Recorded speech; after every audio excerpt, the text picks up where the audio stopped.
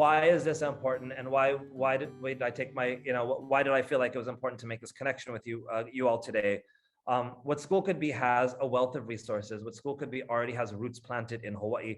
Hawaii is certainly poised to lead the way, and this is an approach that is a community approach.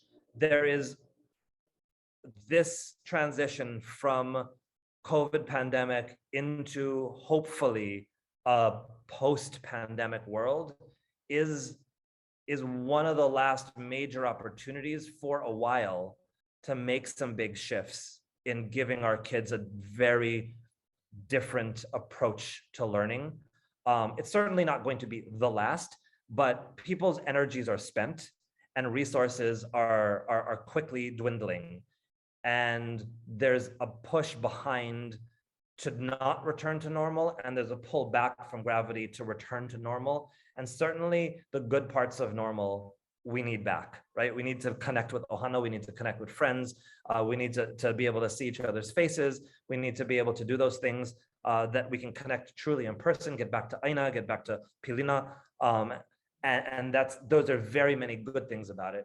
There's also some parts of normal that really do need to change. A dependence on standardized testing, the way that we structure education, the disconnect from aina, the disconnect from kuleana and a relationship, that the over focus on compliance in our schools provides, or not provides, but forces us into. There are things that really do need to shift. For educators' sake, Hawaii had before the COVID pandemic a shortage of 600 educators a year that were imported into the state. That has almost doubled right now. Special education teachers are an immense shortage. As an educator and a former charter school leader in Hawaii, my son is now at a school in Hawaii. He receives special education services, and he went 6 months non-compliant with his IEP because the school couldn't find a one-to-one aide for him.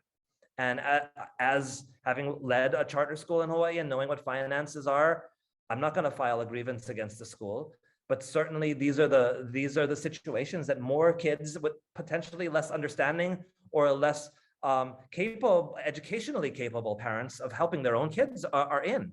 And it's a situation that really needs to change. So for the sake of our haumana and for the sake of our teachers, we need to make some bold shifts. Those shifts have to come in partnership with community.